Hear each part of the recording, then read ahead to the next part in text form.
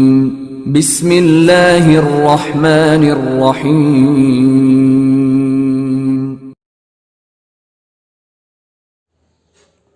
جنگ مقدس، چوتھی صلیبی جنگ کی المناک داستان، ایپیسوڈ نمبر 8۔ قاہرہ کی کیسری شاہی میں سلطان رکن الدین کی مجلس مشاورت کے سارے ارکان اپنی اپنی نشستوں پر بیٹھ چکے تھے کہ اتنے میں قیصر کے اس حصے میں سلطان رکن الدین کی آمد کی نوید پکاری گئی۔ تھوڑی ہی دیر بعد پشتی دروازے سے سلطان رکن الدین قیصر کے اس کمرے میں داخل ہوئے۔ اسے دیکھتے ہی مجلس شورا کے سارے ارکان اپنی جگہ پر اٹھ کھڑے ہوئے تھے۔ سلطان نے اپنے ہاتھ کے اشارے سے سب کو بیٹھنے کے لیے کہا، خود بھی وہ اپنی نشست پر بیٹھ گیا تھا۔ تھوڑی دیر تک اروان کے اس کمرے میں خاموشی رہی، پھر سلطان کی آواز گونجی، میرے عزیزوں، میرے رفیقوں، میں تم سے یہ خوشخبری کہوں کہ امیر ترنیتائی اپنی مہم سے لوٹ چکا ہے اور مجھ سے ملاقات کر چکا ہے۔ میں نے اسے بلوایا ہے، تھوڑی دیر تک وہ ایوان میں حاضر ہوگا اور اپنی کارگزاری سے ہم سب کو آگاہ کرے گا۔ اور آج یہ فیصلہ بھی ہوگا کہ ہم نے بحر روم کے ساتھ ساتھ نصرانیوں نے جو مسلمانوں کے لیے صلیبی بھنور بنا لیے ہیں ان پر حملے کی ابتدا کب کرنی ہے۔ یہاں تک کہتے کہتے سلطان خاموش ہو گیا تھا، اس لیے کہ ایوان میں امیر ترنیتائی داخل ہوا تھا۔ امیر ترنیتائی نے ایوان میں داخل ہونے کے بعد سب سے پہلے سلطان رکن الدین سے مصافحہ کیا۔ علاوہ سلطان رکن الدین نے امیر ترنیتائی کو اپنے ساتھ لپٹایا، اس کی پیشانی چومی۔ اس کے بعد سپہ سالار اعلیٰ سیف الدین نے امیر ترنیتائی کو اپنے ساتھ لپیٹا۔ اس کے بعد حسام الدین سے مصافحہ ہوا۔ بعد میں باری باری ترنیتائی نے سب سے مصافحہ کیا۔ اس کے بعد وہ اس خالی نشست پر بیٹھ گیا تھا جو مصر کے لشکریوں کے سالار اعلیٰ سیف الدین اور سالار دوم حسام الدین کے درمیان تھی، اس لیے کہ امیر ترنیتائی مصر کے لشکریوں کا سالار اول تھا۔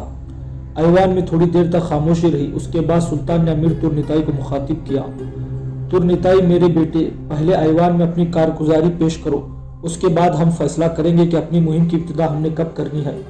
اس پر ترنیتائی فوراً اپنی جگہ پر اٹھ کھڑا ہوا اور اس نے تفصیل کے ساتھ دمشق کے بشپ کے علاوہ حضور کے متعلق کتابچے پھیلانے والے پادریوں کے خاتمے اور پھر وہاں سے لنگڑے راہب کے بھیس میں بلفورڈ کے شہر جانے، وہاں کے بشپ، پادریوں اور مسلمانوں کے کاروان پر حملہ ور ہونے والے برالون کے بیٹے ایرش اور ٹیمپلرز کے سالار ایلواس کے قتل کی روادار پوری تفصیل کے ساتھ سنا ڈالی تھی۔ ترنیتائی جب خاموش ہوا تب سارے چھوٹے بڑے سالار، علماء، قاضی اور شورا کے دیگر ارکان باری باری اپنی جگہوں پر اٹھ کھڑے ہو کر امیر ترنیتائی کو اس مہم کی کامیابی پر مبارکباد دینے لگے تھے۔ تھوڑی دیر تک یہ سلسلہ جاری رہا، پھر ترنیتائی اپنی جگہ پر بیٹھ گیا۔ اس کے بعد ایوان میں سلطان رکن الدین کی فیصلہ کن آواز گونجی، ترنیتائی، تمہاری غیر موجودگی میں مورۃ النعمان کے 2 علماء اس ایوان میں داخل ہوئے تھے اور انہوں نے مسلمانوں کی اس کاروان کی تباہی کی روادار سنائی تھی جو بلفورڈ کے ٹیمپلرزوں کے ہاتھوں تباہ اور برباد ہوئے۔ وہ روادار سننے کے بعد میں نے فیصلہ کر لیا تھا کہ بحر روم کے ساحل کے ساتھ ساتھ ان نصرانیوں نے مسلمانوں کے لیے جو صلیب کے بھنور بنا رکھے ہیں، میں انہیں نیست و نابود کر کے رہوں گا۔ مجھے صرف تمہاری واپسی کا انتظار تھا۔ اب جب کہ تم لوٹ آئے ہو تو میں تم سب کو مطلع کرتا ہوں کہ آنے والے جمعے کو نماز جمعہ کے بعد لشکر قاہرہ سے کوچ کرے گا اور دشمن کی قلعہ بندیوں پر حملہ ور ہونے کی ابتدا کرے گا۔ اس سلسلے میں تم میں سے کوئی کچھ کہنا چاہتا ہے تو وہ کہے۔ جواب میں سب خاموش رہے۔ اسی خاموشی پر سلطان کے چہرے پر مسکراہٹ نمودار ہوئی، پھر اس کی آواز دوبارہ گونجی، اس کا مطلب ہے کہ تم سب میرے اس فیصلے سے متفق ہو۔ سنو سیف الدین، ترنیتائی اور حسام الدین، تم تینوں چونکہ بالترتیب لشکریوں کے سالار اعلیٰ، سالار اول اور سالار دوم ہو، لہٰذا 1 ہفتے کے دوران تم اپنے لشکریوں کی کوچ کی تیاریاں مکمل کر لو۔ اس سلسلے میں جس چیز کی ضرورت تم محسوس کرتے ہو وہ مجھ سے کہو تاکہ اس کا انتظام کیا جائے۔ میں ان قلعے بندیوں کو جو مسلمانوں کے قتل عام میں ملوث ہے جڑ سے اکھاڑ پھینکنا چاہتا ہوں۔ بس آج کا یہ اجلاس ترنیتائی کی روادار سننے اور جنگ کی ابتدا کرنے کے متعلق حتمی فیصلے کے سلسلے میں کیا گیا تھا، لہٰذا آج کی مجلس برخاست کی جاتی ہے۔ اس کے ساتھ ہی سلطان رکن الدین اٹھا اور پشتی دروازے سے محل کے سکونتی حصے کی طرف چلا گیا تھا۔ اس کے سارے ارکان بھی اٹھ کر اپنے اپنے گھروں کو روانہ ہو گئے تھے۔ رودا کا نانا الیاس بڑی تیزی سے حویلی میں داخل ہوا تھا۔ اس وقت رودا، اس کا بھائی سمیر، باپ آموز اور نانی سفتونہ حویلی کی دیوان خانے میں दीवान खाने में बैठे बाहम गुफ्तगू कर रहे थे। इलियास जब बड़ी तेजी से दीवान खाने में दाखिल हुआ तो उसे देखते ही सब खड़े हो गए। दीवान खाने में दाखिल होते ही इलियास ने रुदा को मुखातब करके कहना शुरू किया, रुदा मेरी बेटी, अपनी नानी सख्तूना को साथ लो और घर में जिस कदर शीशे, कांसी और तांबे के कुराबे और गिलास है वो सारे हवेली के सदर दरवाजे के करीब जमा कर लो। इलियास यही तक कहने पाया था कि उसकी बीवी सख्तूना बोल पड़ी, आज तुम कैसी गुफ्तगू कर रहे हो, खैरियत तो है? ये सारे कुराबे और गिलास हवेली के सदर दरवाजे के पास जमा करने की आखिर क्या जरूरत आ पड़ी है? क्या मोहल्ले में किसी की शादी है और वो इन बर्तनों की जरूरत महसूस करते हैं? इस पर इलियास आमूस के करीब बैठ गया और हल्के हल्के मुस्कुराहट में कहने लगा, सख्तूना ऐसी बात नहीं है, बल्कि सुल्तान रुकनुद्दीन आज अपने लश्कर के साथ मिस्र से निकलकर बहरे रूम के किनारे जो नसरानी रियासतें और हुकूमतें हैं उन पर हमलावर होने के लिए निकलेगा। इलियास यही तक कहने पाया था कि आमूस फौरन बोल पड़ा, बुजुर्ग इलियास, ये तो आपने बहुत अच्छी खबर सुनाई। अगर मिस्र के सुल्तान रुकनुद्दीन ऐसा करना चाहते हैं तो मेरे ख्याल में हमारे सबसे बदतरीन दुश्मन बिलफोर्ड के हुक्मरान बुरालिन पर भी सुल्तान हमलावर होने की और उसका खात्मा भी करेंगे। अगर ऐसा हो जाए तो हम खैर व आफियत से अपनी बस्ती सूसा वापिस जाकर अपने बागात, अपनी जमीन की देखभाल कर सकेंगे। पर सुल्तान कब तक अपनी इस मुहिम की तरफ रवाना होने वाले हैं? इलियास फौरन बोल उठा, आमोस, आज जुमा है और आज ही थोड़ी देर बाद यानी जुमा की नमाज के बाद सुल्तान रुकनुद्दीन अपने लश्करों के साथ बहरे रूम की नसरानी रियासतों की तरफ कूच करेंगे। सुल्तान अपने लश्करों के साथ जुफ्त साजों के बाजार से ही गुजरेंगे, लिहाजा इस बाजार में जिस कदर दुकानदार या मकीन है उन्होंने यह फैसला किया है कि जिस वक्त सुल्तान का लश्कर इस बाजार से गुजरेगा तो सुल्तान के लश्कर की शरबत और खाने पीने की दूसरी अशिया से तवाज़ु की जाए। मैं सुबह से इसी सिलसिले में बाजार मोहल्ले के लोगों के साथ मसरूफ था। शरबत के लिए मैंने अपनी तरफ से 10 खच्चरों का बोझ अनार मुहैया किए हैं। इसके अलावा खाने पीने की दीगर अशिया के अलावा ताज़ा और खुश्क फल का भी मैंने एहतमाम किया है। ये सारी चीज़ें एक जगह जमा है और उनके छोटे छोटे पैकेट बनाए जा रहे हैं। दीगर लोगों ने भी शरबत के लिए अनारों की खरीदारी की है। ये सारे अनार एक जगह जमा किए गए हैं और बाजार ही में एक कुल्हू से उनका रस निकाला जा रहा है। थोड़ी देर तक रस के भरे हुए मटके हर घर में पहुंचा दिए जाएंगे ताकि लश्कर जब गुजरे तो घरों के मकीन लश्करियों की तवाज़ु अपने अपने घर में रहकर कर सके, ताकि कम वक्त में ज्यादा से ज्यादा लश्करियों की तवाज़ु हो सके। यहाँ तक कहने के बाद इलियास जब खामोश हुआ तब हसीन रुदा बोल पड़ी, नाना ये तो बहुत अच्छा काम है। इलियास मुस्कुरा दिया, बेटी अगर ये अच्छा काम है तो अपनी नानी सख्तूना के साथ उठ और जो कुछ मैंने कहा है वैसा ही कर। इलियास के कहने पर रुदा और सख्तूना उठ खड़ी हुई और घर में जिस कदर शीशे, तांबे और कांसी के कुराबे और गिलास थे वो सब निकाल कर घर के सदर दरवाजे के पास जमा करने लगी थी। थोड़ी ही देर बाद कुछ लोग अनार के रस के भरे हुए मटके और सामान की बड़ी बड़ी कांठें लेकर हवेली में दाखिल हुए थे और इलियास ने उन्हें वो सारी चीजें सदर दरवाजे के पास ही रखने का हुक्म दे दिया था। वो सब चीजें रख कर वापिस चले गए थे। इस मौके पर रुदा ने अपने नाना इलियास को मुखातब किया, नाना जहां तक मेरा अंदाजा है ये जो मटके रखे गए हैं इनमें यकीनन शरबत होगा, मगर ये जो बहुत बड़ी बड़ी कांटें रखी है इनमें क्या है? इलियास मुस्कुराते हुए बोल पड़ा, मेरी बेटी तेरा अंदाजा दुरुस्त है, इन मटकों में यकीनन अनार का रस है और ये जो कांटे हैं इन्हें तुम खुद ही खोल कर देख लो इनमें क्या है। रुदा फौरन आगे बढ़ी, बारी बारी सारी कांटें उसने खोल कर देखी। सारी कांटें खोलने पर उसने देखा कि उन कांटों के अंदर छोटी छोटी कपड़ियों की थैलियां थी। थोड़ी देर तक वो उन थैलियों का जायजा लेती रही, फिर उसने मुख्तलिफ थैलियां खोली। उसने देखा थैलियों में मुख्तलिफ अशियाएं थी, किसी में खुश्क फल, किसी में लश्कर मिले सत्तू, किसी में खजूरें, किसी में खाने पीने की दीगर अशिया थी। वो सारी चीजें देखने के बाद रुदा जब पीछे हटी तो इलियास ने पूछा, रुदा मेरी बेटी, थोड़ी देर के बाद सुल्तान रुकनुद्दीन का लश्कर जब यहाँ से गुजरेगा तो ये सारी चीजें लश्करियों में तकसीम की जाएंगी। तकसीम का काम हम सब मिलकर करेंगे और एक एक लश्करी को कई कई थैलियां बांटी जाएंगी, साथ ही उन्हें ये अनार का रस भी पिलाया जाएगा। अब तुम सब मिलकर ऐसा करो कि जिस कदर कांटे के अंदर थैलियां है वो सदर दरवाजे के पास जमा कर लो और शरबत के मटके भी उठाकर सदर दरवाजे के बाहर रख लो ताकि आसानी के साथ ये सारी अशिया सुल्तान के लश्करियों में बांटी जा सके। इलियास के कहने पर आमूस, समीर, रुदा और सख्तूना हरकत में आए और वो चीजें उठाकर अपने हवेली के सदर दरवाजे के बाहर रखने लगे थे। रुदा जब हवेली के सदर दरवाजे के बाहर आई तो उसने देखा कि जुफ्त साजों की इस बाजार और मोहल्ले कोचे में सब लोगों ने सामान अपने अपने घरों के बाहर रखा था ताकि जब लश्कर वहां से गुजरे तो उन्हें सामान तेजी से तकसीम किया जा सके। बहरहाल वो सब वहां खड़े होकर इंतजार करने लगे थे। थोड़ी ही देर बाद इलियास चौंक सा पड़ा, इसलिए कि जुफ्त साजों के बाजार में एक के बारी दिगर कई दफ बजने की आवाज सुनाई दे रही थी। दफों की आवाज सुनते ही इलियास बोल पड़ा, अब मुस्तैद होकर अपने अपने सामान के पास खड़े हो जाओ। ये जो दफे बज रही है ये इस बात की निशानदेही करते कि सुल्तान रुकनुद्दीन का लश्कर जुफ्त साजों के बाजार से गुजरता हुआ इधर ही आ रहा है। इलियास के कहने पर सब ने अपने अपने हाथों में कई थैलियां उठा ली थी, जबकि दूसरे हाथों में उन्होंने शरबत से भरे हुए गिलास और कुराबे भी थाम लिए थे। थोड़ी ही देर बाद सुल्तान रुकनुद्दीन का लश्कर दिखाई दिया। लश्कर बड़ा आहिस्ता आहिस्ता जुफ्त साजों के बाजार से गुजरता हुआ आगे बढ़ रहा था, इसलिए कि लोग बड़ी तेजी से लश्करियों को शरबत पिलाने के साथ साथ उन्हें खाने पीने की चीजें भी तकसीम कर रहे थे। इसी बिना पर लश्कर की रफ्तार बहुत धीमी और आहिस्ता होकर रह गई थी। लश्कर जब नजदीक आया तो आमूज ने चौंकते हुए अपनी बेटी रुदा को मुखातब किया, रुदा मेरी बेटी सामने देख। रुदा सामने देखने लगी थी।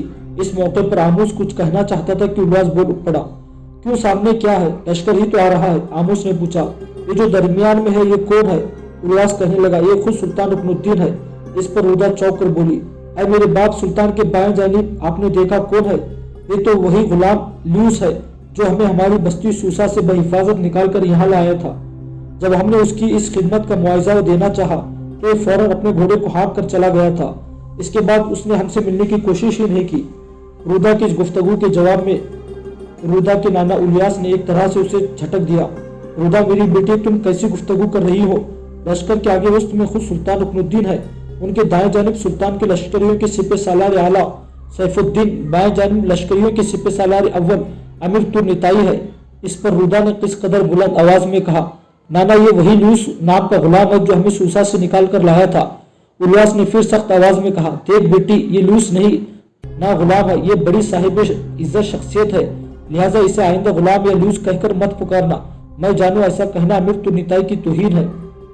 रुदा ने एक बार फिर तेज निगाहों से अपने बाप आमूस की तरफ देखा।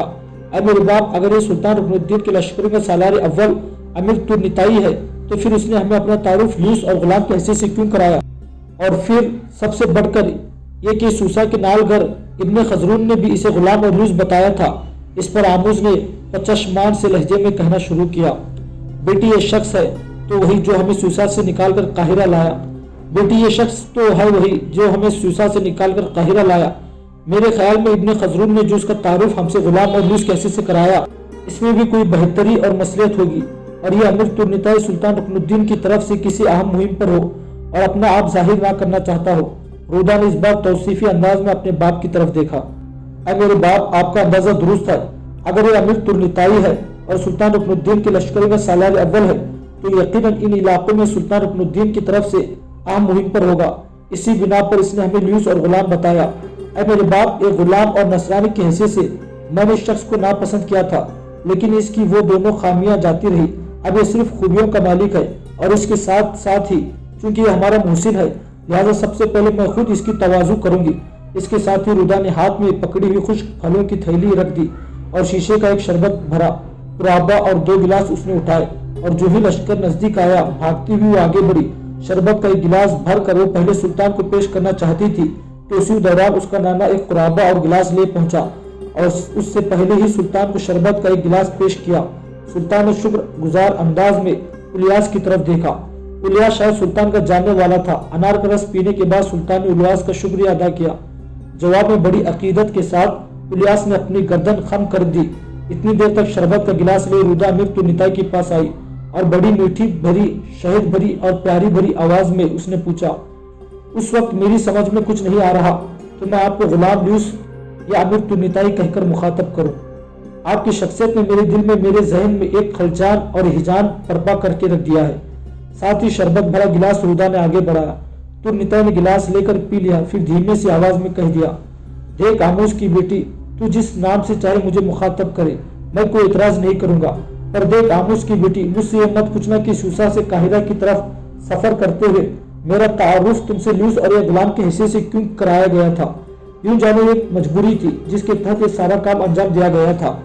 यहाँ तक कहते कहते तुर्निताई रुका और सुल्तान रुकनुद्दीन की तरफ देखने लगा, इसलिए कि लश्कर अब जुफ्त साजों के बाजार में पूरी तरह फैल गया था और बाजार के लोग और मकीन एक तरह से लश्कर की तवाज़ु करने के लिए लश्करों पर टूट पड़े थे। लिहाजा अपना हाथ फिजा में बुलंद करते हुए सुल्तान ने लश्कर को रोक दिया था ताकि लश्करी जुट साजों के मकीनों की तवाज़ु से भरपूर फायदा उठा सके। लश्कर जब रुक गया तो रुदा के चेहरे पर खुशगवार मुस्कुराहट नमदार हुई थी। उसके बाद उसने रस बरसाती आवाज में तुर्निताई को मुखातब किया। तुर्निताई, क्या मैं ये समझ लूं कि सूसा से काहिरा की तरफ आते हुए जो आपने अपना नाम लूज बताया और अपने आप को गुलाम जाहिर किया, तो क्या ऐसा आपने अपने फराइज से मंसूबी अदा करने के लिए किया? जवाब में तुर्निताई मुस्कुरा दिया। देख आमूस की बेटी, तेरा अंदाजा दुरुस्त है। इतनी देर तक खुद आमूस और उसका बेटा समीर भी रुदा के करीब आ गए थे। उन्हें देखते हुए तुर्निताई अपने घोड़े से उतर पड़ा। आगे बढ़कर उसने उन दोनों से बारी बारी मुसाफा किया। फिर आमूस ने अमीर तुर्निताई को मुखातिब किया। अमीर तुर्निताई, मैं तो हकीकत में ही आपको नसरानी उलूस नाम का गुलाम ख्याल करने लगा था, लेकिन भला हो रुदा के नाना उलियास का। जिस वक्त आप अपने लश्कर के आगे आगे उस सिमत आए तो उसने मुझे बता दिया कि आप सुल्तान रुकनुद्दीन के लश्कर के सालार अव्वल हैं और आपका नाम तुर्निताई है और लोग आपको अमीर तुर्निताई कहकर पुकारते हैं। अमीर तुर्निताई, आपको गुलाम और नसरानी समझते हुए जो नारवा और कमतर सुलूक मेरे बेटे ने सूसा से काहिरा के सफर के दौरान किया, उसके लिए मैं माफी और माजरत खा हूँ। जिस वक्त आप हमें लेकर काहिरा पहुंचे थे तो मैं चाहता था कि आपको इनाम से नवाजूं, पर आप अपने घोड़े को हाँकते हुए चले गए थे। मुझे बड़ा अफसोस हुआ था। रुदा ने भी कहा था कि गुलाम कैसा बेगर्ज है कि हमसे कुछ लिए बगैर घोड़ों को हाँकता हुआ यहाँ से चला गया। तुर्निताई, अब आप बताइए, सूसा से यहाँ तक जो आपने मुझे, मेरी बेटी और समीर को बेहिफाजत पहुंचाया, इसके लिए मैं आपकी क्या खिदमत करूं? तुर्निताई ने इस मौके पर एक गहरी निगाह रुदा पर डाली। उसके बाद आमूस को मुखातिब किया। बुजुर्ग आमूस, यूं जानो सूसा से आप लोगों को यहाँ पहुंचाकर मैंने एक तरह से अपने फर्ज की अदायगी का एहतमाम किया है। रुदा तक का नाना उलियास मेरा पुराना जानने वाला है और उनसे मेरे गहरे ताल्लुकात है। लिहाजा उलियास के हवाले से आप तीनों को यहाँ पहुंचाकर मैंने अपना फर्ज अदा किया है, आप पर कोई एहसान नहीं किया। इतनी देर तक उलियास भी वहां आ गया। उलियास की बीवी और रुदा की नानी सफ्तूना भी हवेली के सदर दरवाजे से आगे बढ़कर उनके करीब आ खड़ी हुई थी। सफ्तूना भी शायद अमीर तुर्निताई की जानने वाली थी, इसलिए कि जो ही सफ्तूना करीब आई, बड़े मुअद्दब अंदाज में तुर्निताई ने उसे सलाम किया। जवाब में अमीर तुर्निताई के सर पर हाथ फेरते हुए सफ्तूना ने तुर्निताई का सर नीचे झुकाकर उसकी पेशानी चूम ली थी। इस मौके पर उलियास ने अमीर तुर्निताई को मुखातिब किया।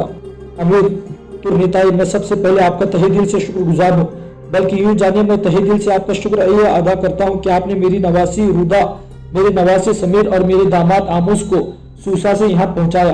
ये लोग कह रहे थे कि ये काम करने वाला यूस नाम का कोई नसरानी गुलाम है और वो हमें यहाँ पहुंचाकर यूं चलता बना जैसे वो हमसे बड़ा बेजार था। पर रुदा अपनी गुफ्तगू के दौरान अक्सर आपका जिक्र करते हुए मुझे बताती थी कि वो शख्स गुलाम लगता नहीं था, क्योंकि उसकी गुफ्तगू बड़ी बेगरजाना थी और एक उसकी शख्सियत और जिस्मानी साख से पता लगता था कि गुलाम नहीं है। अब आप जिस वक्त अपने लश्कर के आगे आगे आ रहे थे, उन्होंने मुझ पर इंकिशाफ किया कि उनको यहाँ पहुँचाने वाला गुलाम यही है। तब मैंने उन्हें कहा कि गुलाम नहीं बल्कि अमीर तुर्निताई है और मिस्री हुकूमत के लश्करी में सालार अव्वल है। अगर जंग के सिलसिले में किसी चीज की जरूरत हो तो कहो, मैं तुम्हारी हर ख्वाहिश पूरी करने के लिए तैयार हूँ। उलियास जब खामोश हुआ तो आमूज ने एक बार फिर तुर्निताई को मुखातिब किया। तुर्निताई, आपने मेरे सवाल का जवाब नहीं दिया। अमीर तुर्निताई चौंक कर आमूज की तरफ देखा, फिर पूछा, कैसा सवाल? जवाब में आमूज मुस्कुरा दिया। अमीर, मैंने आपसे पूछा था कि जिस वक्त आपने मुझे, मेरी बेटी और मेरे बेटे को बेहिफाजत सूसा से यहाँ पहुँचाया, जिस वक्त आप हमें यहाँ लेकर पहुंचे थे, उस वक्त मैंने आपको माकूल मुआवजा देने का तहिया किया था। लेकिन अब जबकि नसरानी गुलाम के बजाय आप अमीर तुर्निताई साबित हुए हैं, तो अब मैं आपसे पूछता हूँ, मुझे आपकी क्या खिदमत करनी चाहिए? तुर्निताई थोड़ी देर तक बगौर आमूज को देखता रहा, फिर उसकी आवाज़ सुनाई दी। बुजुर्ग आमूज, अगर आप मेरे इस काम के सिलसिले में मेरी कुछ खिदमत ही करना चाहते हैं तो ये करें कि मेरे लिए दुआ करें कि जिस मुहिम पर मैं जा रहा हूँ उस मुहिम में मैं कामयाब और कामरानी के साथ वापस लौटूं। इस बार आमूज के बजाय रुदा झट बोल पड़ी। अमीर, इसके लिए आप कहे या ना कहे, दुआ तो हम सब आपके लिए करते रहेंगे। आपकी सलामत और फतहमंदी ही नहीं बल्कि बहिफाजत आपकी वापसी की भी हम दुआ करते रहेंगे। रुदा के इस जवाब से तुर्निताई के लबों खुशगवार मुस्कुराहट फैल गई थी। रुदा की इस गुफ्तगू के जवाब में तुर्निताई कुछ कहना ही चाहता था और वो चौंक सा पड़ा और बड़ी तेजी से अपने घोड़े पर सवार हो गया था, इसलिए कि अपना हाथ फिजा में बुलंद करते हुए सुल्तान ने अपने लश्कर को कूच करने का हुक्म दे दिया था। इसके साथ ही लश्कर आगे बढ़ना शुरू कर दिया था। रुदा, समीर, आमूज, उलियास और सफ्तूना को अलविदा कहने के लिए अमीर तुर्निताई ने अपना हाथ फिजा में लहरा दिया था। پھر وہ اپنے لشکر کے آگے آگے سلطان کے ساتھ جفت سازوں کے بازار سے نکل کر شہر کے صدر دروازے کی طرف جا رہا تھا۔ الیاس سفتونہ سمیر آموز نے جلدی جلدی کھانے پینے کا سارا سامان اور انار کا رس لشکروں میں تقسیم کر دیا تھا، اور وہ اس وقت تک دروازے کے قریب کھڑے ہو کر ترنتائی کو دیکھتے رہے جب تک وہ اسے دکھائی دیتا رہا۔ جب وہ اس کی نگاہوں سے اچھل ہو گیا تب وہ نہ جانے کیوں سر جھکائے افسردہ اور اداس حویلی کے اندر چلی گئی تھی۔ اپنے لشکر کے ساتھ سلطان رکن الدین نے نصرانیوں کے مضبوط قلعے الکرک کا رخ کیا تھا۔ یہ قدیم اور مستحکم قلعہ تھا اور اس پر نہایت کمینہ خصلت صلیبی قابض تھے۔ انہوں نے مسلم آزادی اور رعایت گیری کو اور غارت گیری کو اپنا پیشہ بنا رکھا تھا۔ مصر سے حجاز جانے والے حاجیوں کے قافلوں ان کے خون آشمائیوں کا خاص ہدف تھے۔ مصر سے حجاز کو جانے والا راستہ الکرک کے قریب سے گزرتا تھا۔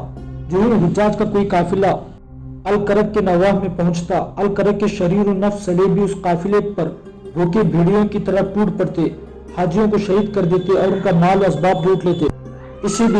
اسی بنا پر سلطان رکن الدین نے بحر روم اور اس سے ہٹ کر پٹی میں جس قدر نصرانیوں کے قلعے تھے ان پر ضرب لگانے کے لیے اسی قلعے سے ابتدا کی تھی۔ اپنے لشکر کے ساتھ سلطان رکن الدین الکرک نام کے اس قلعے سے ذرا فاصلے پر ہی تھا کہ سامنے کی طرف سے چند سوار اپنے گھوڑوں کو سر پر دوڑاتے ہوئے دکھائی دیے۔ قریب آ کر ان سواروں نے اپنے گھوڑوں کی رفتار کم کر دی تھی۔ جب وہ مزید نزدیک آئے تو سلطان لشکر کے سالار اعلیٰ سیف الدین سالار اول ترنتائی اور اس کے پہلو میں سالار دوم حسام الدین کے چہروں پر خوشگوار مسکراہٹ نمودار ہوتے ہوئے دیکھی، اس لیے کہ آنے والے وہ 4 سوار سلطان کے اطلاع گر تھے، دستوں کے رکن تھے۔ انہیں دیکھتے ہی سلطان نے اپنی تلوار فضا میں بلند کرتے ہوئے اپنے لشکر کو رک جانے کا حکم دے دیا تھا۔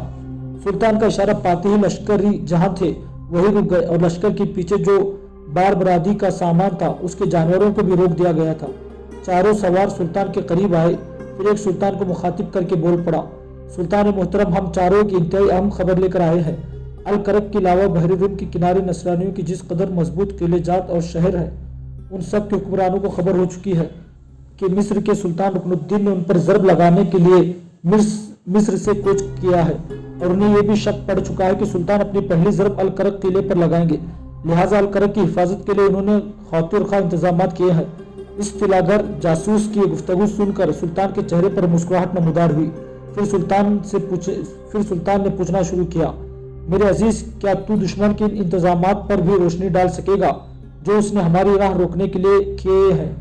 جاسوس پھر بول پڑا، سلطان، انہوں نے جو ہمارے راہ روکنے یا کوئی کارروائی کرنے کے لیے جو انتظامات کیے ہیں وہ میں تفصیل کے ساتھ آپ کی خدمت میں پیش کرتا ہوں۔ سلطان، الکرک میں پہلے ہی الکرک کے حکمران کا ایک بہت بڑا لشکر موجود ہے اور اس پر مزید اس کی مدد کے لیے مختلف قوتیں پہنچ چکی ہے۔ سب سے بڑی 2 قوتیں تو خود ہاسپٹرز اور ٹیمپلرز ہیں۔ یہ سر پر کفن باندھ کر الکرک پہنچ چکے ہیں اور انہوں نے اپنی مقدس کتاب انجیل پر ہاتھ رکھ کر قسم کھائی ہے کہ جنگ میں یا تو کٹ مریں گے یا مسلمانوں کو پسپا کر کے رہیں گے۔ انطاکیہ کے حکمران بوہیمان نے بھی الکرک کی حفاظت کے لیے ایک لشکر روانہ کیا ہے۔ اس کے علاوہ 2 اور بڑی قوتیں بھی ہمارے مقابل ہے، ایک منگول اور دوسرے اسماعیلی۔ سلطان، جہاں تک منگولوں کا تعلق ہے، ان کا کاخان ان دنوں ہلاکو خان کا بیٹا ابقا خان ہے۔ اس نے اپنے ایک خونخوار سپہ سالار کو ایک خاصا بڑا لشکر دے کر الکرک کی مدد کے لیے روانہ کیا ہے۔ سلطان محترم، اسماعیلی مسلمان ہونے کا دعویٰ کرتے ہوئے بھی ہمارے خلاف منگولوں اور نصرانیوں سے اتحاد کر چکے ہیں۔ سلطان، ان اسماعیلیوں یعنی باطنیوں نے اپنے ماضی سے کوئی سبق نہیں سیکھا۔ انہوں نے منگولوں اور نصرانیوں سے اتحاد کیا ہے، حالانکہ ماضی میں منگولوں کا سربراہ ہلاکو خان ہی ان کی تباہی اور بربادی کا باعث بنا تھا۔ ہلاکو خان سیل بلاغ کی طرح باطنیوں کے مرکز قلعہ الموت پر حملہ ور ہوا اور اس کی اینٹ سے اینٹ بجا کر رکھ دی تھی۔ اس وقت باطنیوں کا حکمران رکن الدین خورشا تھا۔ ہلاکو نے باطنیوں کے تقریباً 100 دوسرے قلعے بھی برباد کر دیے تھے اور 12,000 باطنیوں کو قتل کیا، لیکن اس کے باوجود باطنی اپنی تباہی اور بربادی کا باعث بننے والے منگولوں سے اتحاد کر رہے ہیں۔ سلطان، ہو سکتا ہے ہلاکو خان باطنیوں کی جو شام میں قلعے تھے ان کو بھی برباد کر دیتا، لیکن اس دوران ہلاکو کو آپ سے ٹکرایا اور آپ سے بدترین شکست دے کر شام سے بھگانے پر مجبور کر دیا، جس کا نتیجہ یہ نکلا کہ ان باطنیوں کا ہلاکو خان کے ہاتھوں برباد ہونا خاتمہ ہو نہ سکا، اور باطنیوں کے جو قلعے شام میں تھے اپنی ساری طاقت اور قوت کو انہوں نے انہی قلعوں کے اندر جمع کر لیا ہے۔ ہلاکو کے ساتھ جنگ کے دوران جو باطنی بچے رہے تھے وہ اپنے سارے قلعوں سے نکل کر شام کی طرف گئے۔ اب شام میں ان کے تقریباً 4 ایسے قلعے ہیں جو ناقابل تسخیر خیال کیے جاتے ہیں، اور لوگوں کا خیال ہے کہ اگر سارے منگول مل کر بھی ان پر حملہ ور ہو جائے تو ان قلعوں کو فتح نہیں کر سکتے۔ ان 4 قلعوں کے نام بانیاس، مسیات، کہف اور خوابی ہے۔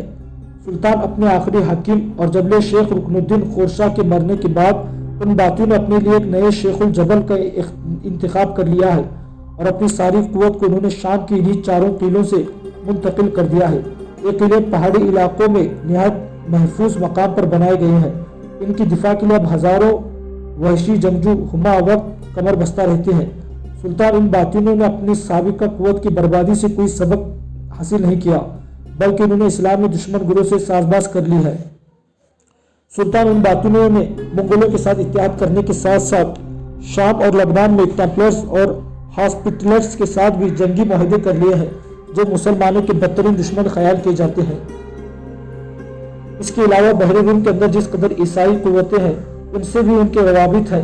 یہی تک نہیں، سلطان انہوں نے اب یورپ کے عیسائی حکمرانوں سے بھی دوستی کی پیشکش بڑھانی شروع کر دی ہے، اور وہ یہ چاہتے ہیں کہ وہ ایسا کرنے کے بعد اپنی طاقت اور قوت میں اضافہ کریں اور اپنے حلیقیوں کی تعداد بڑھائیں، اور پھر اس کے بعد آپ کے خلاف ریشہ دوانیاں کرتے ہوئے اطراف اور اکناف کے مسلمانوں کو اپنی دہشت گردوں کا نشانہ بنا کر اپنے محبوب مشغلے کی ابتدا کرے۔ یہاں تک کہنے کے بعد وہ جاسوس رکا۔ جب خاموش ہے تو تھوڑی دیر کے لیے سلطان کے چہرے پر مسکراہٹ کھلتی رہی، پھر اس کی آواز سنائی دی، میرے عزیزوں، ہمارے دشمن چاہے ایک دوسرے سے کتنا بھی اتحاد کر لے، خدا نے چاہا تو میں ان کے سارے ارادوں کو وہموں اور خوابوں میں تبدیل کر دوں گا۔ جب یہ ہم سے ٹکرائیں گے تو اپنے خداوند کی نصرت کے سہارے ان سب کی حالت میں انشاءاللہ خشک بیڑ کی برہنہ شاخوں، حسرت برق بار اور بہلتے سورج کی طرح کر کے رکھوں گا۔ یہاں تک کہنے کے بعد سلطان رکن الدین جب خاموش ہوا تو جاسوس پھر بول پڑا، سلطان محترم، دشمن کی ان ساری قوتوں نے اپنے آپ کو 2 حصوں میں تقسیم کیا ہے، الکرک کا لشکر اور انطاکیہ کے حکمران بوہیمان کا لشکر۔ الکرک شہر سے باہر پڑاؤ کیے ہوئے ہیں، جبکہ ایک اور لشکر جس میں منگول، باطینی، ہاسپٹلرز اور ٹیمپلرز شامل ہے، وہ الکرک سے چند میل شمال میں قیام کیے ہوئے ہیں۔ سلطان، دشمن کا یہ خیال ہے کہ جب آپ الکرک پر حملہ ور ہوں گے تو الکرک اور بوہیمان کے لشکر آپ کو اپنے ساتھ الجھائے رکھیں گے۔ اسی الجھاؤ کے دوران منگول، باطینی اور ہاسپٹلرز اور ٹیمپلرز کا متحد لشکر پشت کی طرف سے آپ پر حملہ ور ہو کر آپ کو ناقابل تلافی نقصان پہنچائے گا اور مصر کی طرف بھاگ جانے پر مجبور کرے گا۔ سلطان رکن الدین پھر بول پڑا، میرے عزیز، یہ فیصلہ تو میرا خداوند ہی کرے گا کہ الکرک کی نواح میں ہونے والی اس متواتر جنگ میں کون بھاگتا ہے اور کون تعاقب کرتا ہے، کون زیر ہوتا ہے اور کون زبر، کون فاتح ہوتا ہے اور کون مغلوب بن کر سامنے آتا ہے۔ اب تم جاؤ اور دشمن پر کڑی نگاہ رکھو۔ میں تمہارا شکر گزار ہوں کہ تم نے دشمن کے متعلق اس قدر تفصیل کے ساتھ معلومات فراہم کی۔ سلطان کا حکم ملتے ہوئے 4 جاسوس وہاں سے ہٹ گئے تھے۔ سلطان نے پھر اپنے لشکر کو پیش قدمی کا حکم دے دیا تھا۔ سلطان نے پیش قدمی کرتے ہوئے اب اپنا راستہ تبدیل کیا۔ الکرک کے شہر سے ہٹ کر وہ تھوڑا شمال کی طرف بڑھ گیا۔ اپنے جاسوس روانہ کر کے سلطان نے اندازہ لگا لیا کہ وہ لشکر جو منگولوں، باطینیوں، ہاسپٹلرز اور ٹیمپلرز پر مشتمل ہے وہاں گھات لگائے ہوئے ہیں۔ اس کے بعد سلطان شمال سے جنوب کی طرف مڑا اور الکرک کے قریب اس نے پڑاؤ کیا تھا۔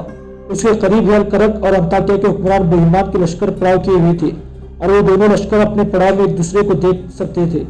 سلطان رکن الدین نے ابھی اپنے لشکر کے ساتھ پڑاؤ ہی کیا تھا کہ پشت کی جانب سے منگول، باطینی، ہاسپٹلرز اور ٹیمپلرز بھی نمودار ہوئے، اور انہوں نے بھی کچھ فاصلے پر اپنے متحد لشکر کا پڑاؤ کیا تھا۔ یہ صورتحال دیکھتے ہوئے سلطان رکن الدین نے سیف الدین ترنتائی اور حسام الدین کو طلب کیا۔ جب وہ تینوں سلطان کے پاس آئے تو سلطان نے ان تینوں کو مخاطب کیا، میرے عزیزوں، تم دیکھتے ہو کہ ہماری دونوں جانب دشمن پڑاؤ کر چکا ہے۔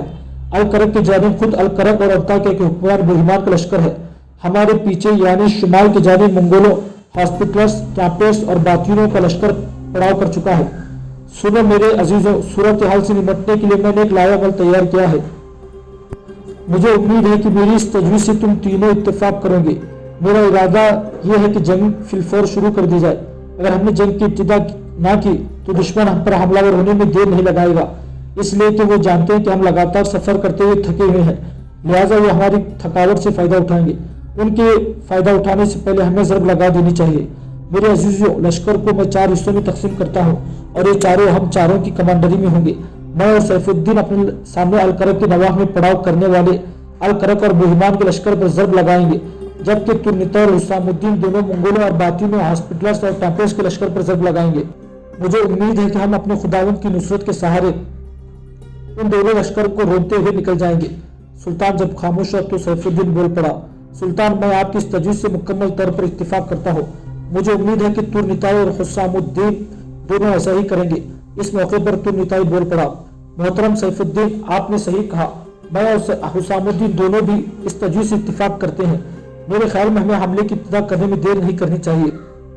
तुर्निताई, मेरे बेटे, तुम ठीक कहते हो। हमें फिलफौर दुश्मन पर ज़रब लगानी चाहिए और दुश्मन के खिलाफ अपनी बरतरी साबित करनी चाहिए। सुल्तान ने तुर्निताई की तायीद की थी। इसके बाद सुल्तान फौरन हरकत में आया। अपने लश्कर को उसने 4 हिस्सों में तकसीम किया। एक हिस्सा अपने पास रखा, दूसरा सैफुद्दीन, तीसरा तुर्निताई और चौथा हुस्सामुद्दीन की कमांडरी में दे दिया गया था। फिर खुद सुल्तान ने अपने सिपह सालार आला सैफुद्दीन के साथ अपने लश्कर के 2 हिस्सों को लेकर आगे बढ़ा ताकि अलकरक के लश्कर और बुहिमान के लश्कर पर ज़रब लगा सके। सुल्तान और सिपह सालार आला सैफुद्दीन दोनों करवटें बदलते रात में सुबह की मुतलाशी सितारों यादों के सनम में करब के भूचाल की तरह आगे बढ़े। फिर तेजी के साथ सुल्तान रुकनुद्दीन और सैफुद्दीन ने अलकरक के शहर से बाहर घुमसान लड़ाई लड़ी थी। जिस वक्त सुल्तान रुकनुद्दीन और सैफुद्दीन हमले की इब्तिदा कर रहे थे, अमीर तुर्निताई और हुस्सामुद्दीन अपने हिस्से के लश्करियों को लेकर अलहदा हुए। फिर तुर्निताई हुस्सामुद्दीन को मुखातिब किया, हुस्सामुद्दीन, मेरे भाई, देख, जिस लश्कर से हमें टकराना है वो एक तरह से 2 हिस्सों में तकसीम है। एक हिस्से में मंगोल है, दूसरे हिस्से में हॉस्पिटल्स, टेम्पलर्स और बातिनी है। अब मैं ये तुम पर छोड़ता हूँ कि तुम किस हिस्से पर ज़रब लगाना पसंद करोगे। जवाब में हुस्सामुद्दीन थोड़ी देर तक बड़ी अकीदत से तुर्निताई की तरफ देखता रहा, फिर बोल पड़ा, तुर्निताई, मैं जानता हूँ कि आप मुझसे कहीं बेहतर जंग का तजुर्बा रखते हैं। मुझे मंगोलों से टकराने और उन पर ज़रब लगाने का खासा तजुर्बा है, लिहाजा मैं आपसे गुजारिश करूंगा कि मुझे मंगोलों पर हमलावर होने का मौका दें। मैं हॉस्पिटल्स, टेम्पलर्स और बातिनों के तरीके जंग से वाकिफ नहीं हूँ, लिहाजा दुश्मन के इस हिस्से को मैं आपके रहम करम पर छोड़ता हूँ। इस मौके पर तुर्निताई के चेहरे पर मुस्कुराहट नमूदार हुई। फिर हुस्सामुद्दीन का हौसला बढ़ाते हुए वो कहने लगा, हुस्सामुद्दीन, मुझे उम्मीद है कि हम दोनों इस मुत्तहद लश्कर के सामने सरखुरू होकर निकलेंगे। आओ जंग की इब्तिदा करें। इसके साथ ही सबसे पहले तुर्निताई अपने हिस्से के लश्कर के साथ खौफनाक हमले करने लगा था। सुल्तान रुकनुद्दीन के लश्कर के चारों हिस्से अब बुरी तरह दुश्मन से टकरा गए थे। मैदान कारसाज बुरी तरह गर्म हो गया था। जंग की भट्टी भड़क कर अपनी उरूज पर आ गई थी। ऐन इसी मौके पर जब के फिजाएं हर आहट पर कान लगाए किसी की दस्तक सुनने को बेचैन थी, अमीर रुकनुद्दीन ने बुलंद आवाज में तकबीरें बुलंद पढ़नी शुरू की। इसके जवाब में उसके लश्करी भी सच्चे जज्बों के जौहर की तरह फिजा में बुलंद पुरजोश तकबीरें बुलंद करने लगे थे। दूसरी जानिब ऐसी ही कैफियत हुस्सामुद्दीन और उसके लश्करों की भी थी। वो भी तकबीरें बुलंद कर रहे थे। साथ अमीर तुर्निताई और हुस्सामुद्दीन ने अपने सामने वाले दुश्मन पर नाकाबिले बर्दाश्त तकबीर आमेज हमलों से दुश्मन की हालत टूटे ख्वाब की तरह कर दी थी। उधर सुल्तान और उनके सिपह सालार सैफुद्दीन ने भी दुश्मन पर जोरदार हमले करते हुए मैदान जंग की हालत बस्तियों में भिड़ते बारूद की तरह करके रख दी थी। सुल्तान रुकनुद्दीन सैफुद्दीन दुश्मन के लश्कर की अगली सफों में जिस सिमत का रुख करते, उस जानिब दुश्मन के लश्करों की हालत बदल कर रख देते। तुर्निताई और हुस्सामुद्दीन से मुकाबला करने वाले मंगोलों, बातिनों, हॉस्पिटल्स, टेम्पलर्स ने जब देखा कि तुर्निताई और हुस्सामुद्दीन लम्हा ब लम्हा उनके मुत्तहद लश्कर की हालत जख्मों से चूर, छली बदन, उसद के बेरंग खला की उदासी, दर्द के हजारों घाव और भटकती खेरा ख्याली जैसे बनाकर रखे हैं, तो उन्होंने आपस में सुलह और मशवरा किया। फिर एकदम उन्होंने अमली कदम उठाया। वो तुर्निताई और हुस्सामुद्दीन के सामने से भाग खड़े हुए और एक चक्कर काटते हुए सिमत बड़े जहां सुल्तान रुकनुद्दीन और सैफुद्दीन अलकरक के किले से बाहर दुश्मन से नबर आजमा थे। मंगोलों, बातिनों, हॉस्पिटल्स, टेम्पलर्स का ये इरादा था कि वो एकदम पुष्ट की जानिब से सुल्तान और सैफुद्दीन पर हमला करके उनका सफाया कर देंगे। इसके बाद तुर्निताई और हुस्सामुद्दीन से निपटना आसान हो जाएगा। तुर्निताई भी दुश्मन की इरादों को भांप चुका था, लिहाजा हुस्सामुद्दीन के साथ वो भी मंगोलों, बातिनों, हॉस्पिटल्स और टेम्पलर्स के ताक़ुब में लग गया था। उधर सुल्तान रुकनुद्दीन और सैफुद्दीन ने भी देख लिया था कि दुश्मन के लश्कर का दूसरा हिस्सा तुर्निताई और हुस्सामुद्दीन के सामने से भागकर उनकी पुष्ट की तरफ से हमलावर होना चाहता था। लिहाजा सुल्तान ने फौरन सैफुद्दीन को हुक्म दिया कि वो अपना रुख फेर कर पुष्ट की जानिब से हमलावर होने वाले दुश्मन को रोके, जबकि खुद सुल्तान अपने हिस्से के लश्कर के साथ किला अलकरक से बाहर नबर्द आजमा दुश्मन पर बड़ी तेजी और जोरदार ज़रबे लगाने लगे थे। मंगोलों बातों में हॉस्पिटल्स टापलेस का ख्याल था कि सुल्तान रुकनुद्दीन और सैफुद्दीन की पुष्ट की तरफ से हमलावर होकर वो अपने लिए फवाइद हासिल करेंगे, लेकिन उनके सारे इरादों को खाक में मिला दिया गया, इसलिए कि सैफुद्दीन अपने हिस्से के लश्कर के साथ मुड़ा, फिर वो उलुल अंगेज अंदाज में दुश्मन पर जरब लगाने लगा था। उसी लम्हे एक इनकलाब, एक तूफान बरपा हुआ। तुर्निताई और हुसामुद्दीन जो आगे पीछे दुश्मन के ताक़ुब में लगे हुए थे, वो भी नजदीक पहुंच गए। सबसे पहले तुर्निताई बर्फबारी की तरह हमलावर हो गया था। जिस वक्त जंग अपने उरूज पर थी, सैफुद्दीन की तरफ से हुसामुद्दीन को पैगाम मिला कि अपने हिस्से के लश्कर के साथ उस लश्कर की पुष्ट पर नमूदार हो जो सुल्तान से टकरा रहा है, और उस पर हमलावर होने के साथ साथ ये भी ख्याल रखे कि दुश्मन के लश्कर किसी भी हिस्से को भागकर अल-करक के किले में दाखिल होने की इजाजत न दे। ये हुक्म मिलते ही हुसामुद्दीन अपने लश्कर को सिमटता हुआ दाएं जानिब से एक लंबा चक्कर काटकर शहर की फसील की तरफ गया। फिर उस लश्कर की पुष्ट की जानिब से उसने खूनी लम्हों की तरह हमला कर दिया था जो सुल्तान से टकरा रहा था। सैफुद्दीन तुर्निताई ने दोनों जानिब से अब बड़े जोरदार अंदाज में मंगोलों, हॉस्पिटल्स, टैपलेस और बातूनों का कत्लेआम शुरू कर दिया था। अब वो अपनी जानें बचाने के खातिर इधर उधर घुस रहे थे और मुसलमानों का सामना करने की हिम्मत नहीं कर रहे थे। दूसरी जानिब सुल्तान रुकनुद्दीन भी दुश्मन पर कुबा कुले बेदर्दी के फसों खून में तपती बेनाम ख्वाहिशों की तरह हमला कर दिया, तो उसके लश्कर की हालत भी अब बदल कर रख दी थी। जो दुश्मन का लश्कर सुल्तान रुकनुद्दीन और हुसामुद्दीन से टकरा रहा था, उसने भागकर जब शहर में दाखिल होने की कोशिश की तो हुसामुद्दीन ने शहर में दाखिल होने के लिए उसकी राह रोक दी, जबकि पुष्ट की जानिब से सुल्तान ने उनका कत्लेआम जारी रखा। इस तरह उसके लश्कर का एक बड़ा हिस्सा तहे तेग कर दिया गया, बाकी दाएं जानिब को भाग खड़ा हुआ। उस वक्त तक अमीर सैफुद्दीन तुर्निताई भी दूसरे लश्कर का काफी बड़ा हिस्सा काट चुके थे, लिहाजा वो भी सुल्तान के सामने से भागने वाले लश्कर से जा मिले। उन्होंने जब देखा कि शहर के सारे दरवाजे उनके लिए बंद कर दिए गए हैं, तो अल-करक से उस शाहिरा की तरफ भागे जो कैसारिया शहर की तरफ जाती थी। सुल्तान ने अपने मुत्तहद लश्कर के साथ थोड़ी दूर तक दुश्मन का ताक़ुब किया, उनकी तादाद खूब कम करके उन्हें मजीद नुकसान पहुंचाया। उसके बाद सुल्तान अल-करक की तरफ लौटे थे, जबकि शिकस्त खाने वाला लश्कर कैसरिया की शहर की तरफ भाग गया था। अब अल-करक शहर में कोई ऐसा लश्कर न था जो सुल्तान के लश्कर का मुकाबला करता, लिहाजा सुल्तान के लश्कर का एक हिस्सा शहर की फसील पर बड़ी आसानी से चढ़ गया और शहर के मुहाफिजों को कत्ल करके शहर का दरवाजा खोल दिया। सुल्तान रुकनुद्दीन अल-करक में फातिहाना अंदाज में दाखिल हुआ और शहर पर उसने कब्जा कर लिया। जब सुल्तान शहर के इंतजामात को अपनी गिरफ्त में ले रहा था, उस वक्त सुल्तान को ये इत्तला दी गई कि अल-करक के शहर में नासिरा नाम का एक गिरजा है जिसकी साख्त किले सी है। उसमें कुछ जंगी और मुस्लिम गिरोह छुपे हुए हैं और वो रात के वक्त सुल्तान के लश्कर पर सबखुर मारने का इरादा रखते हैं। सुल्तान ने गिरजे में पनाह लेने वाले मुस्लिम जवानों को बार बार तंबीह की कि वो गैर मुस्लिम होकर कलीसिया से बाहर निकल आए, लेकिन जब उन्होंने सुल्तान का हुक्म मानने से इनकार कर दिया तो सुल्तान ने नासिरा नाम के इस गिरजे को मुसम्मार करने का हुक्म दे दिया। सुल्तान का यह हुक्म मिलना था कि सुल्तान के लश्करों ने आनन फानन उस किला नुमा कलीसिया को गिरा दिया और उसमें जिन मुस्लिम जवानों ने पनाह ली हुई थी उनका कत्लेआम कर डाला। सुल्तान अपने लश्कर के साथ मजीद हरकत में आया। अल-करक की फसील भी सुल्तान ने गिराकर जमीन के बराबर कर दी। उसके बाद वो कभी भी सलीबियों का मरकज ना बन सका और मिस्री हाजियों के काफिले सलीबियों के शहर से हमेशा के लिए महफूज हो गए। अल-करक की फतह के बाद सुल्तान ने अपने लश्कर के साथ वहां पड़ाव कर लिया था। अल-करक की तस्खीर में सुल्तान को माल गनीमत में बहुत कुछ मिला, जिसमें खुराक के वसी ज़खायर के अलावा हथियारों के भी ज़खायर थे जो मुस्तकबिल में सुल्तान के लिए बड़े कारआमद साबित हो सकते थे। अल-करक की तस्खीर के दूसरे रोज सुल्तान ने अमीर तुर्निताई को अपने खीमे में तलब किया। जिस वक्त तुर्निताई सुल्तान के खीमे में दाखिल हुआ, उस वक्त सुल्तान के अलावा खीमे में सैफुद्दीन भी बैठा हुआ था। हाथ के इशारे से सुल्तान ने तुर्निताई को बैठने के लिए कहा और तुर्निताई अमीर सैफुद्दीन के पहले में बैठ गया। उसके बाद खीमे में सुल्तान की आवाज गूंजी, तुर्निताई मेरे बेटे, मैं चंद रोज तक लश्कर के साथ वापस काहिरा की तरफ रवाना हो जाऊंगा। अल-करक की तस्खीर में जो माल गनीमत और हथियार के ज़खायर हमें मिले हैं वो काहिरा पहुंचाऊंगा। लश्कर को थोड़ा सुस्ताने और आराम करने का मौका फराहम कर दूंगा। उसके बाद मैं फिर नसरानी के खिलाफ नई मुहिम की इब्तिदा करूंगा। इसी दौरान तुम एक काम करो और वो ये कि जैसा कि तुम जानते हो कि अब तुम एक लंगड़े राहिब के हैसियत से सारी ईसाई दुनिया में नहीं तो कम अज कम बिलफोर्ड की रियासत में खूब शनासा हो, लिहाजा इसी रूप में फिर बिलफोर्ड का रुख करो और वो हालात का जायजा लो कि दुश्मन का अल-करक की शिकस्त के बाद क्या रद्द-ए-अमल है, वो किससे मजीद इत्तेहाद करना चाहता है या उसके शिकस्त का इंतकाम लेने के लिए किसी मुत्तहद लश्कर को किसी जगह हमारे सामने लाना चाहते हैं। ये कि दूसरी मुहिम में हमें किस शहर से शुरू करनी चाहिए। सुल्तान जब खामोश है तो तुर्निताई बोल पड़ा, सुल्तान आप बेफिक्र है, जिस रोज आप काहिरा की तरफ कूच करेंगे उसी रोज मैं बिलफोर्ड की तरफ रवाना हो जाऊंगा और आपकी ख्वाहिश और मेरी और मर्जी के मुताबिक मालूमात हासिल करने की कोशिश करूंगा। तुर्निताई का जवाब सुनकर सुल्तान रुकनुद्दीन ही नहीं सैफुद्दीन के चेहरे पर भी मुस्कुराहट फैल गई थी।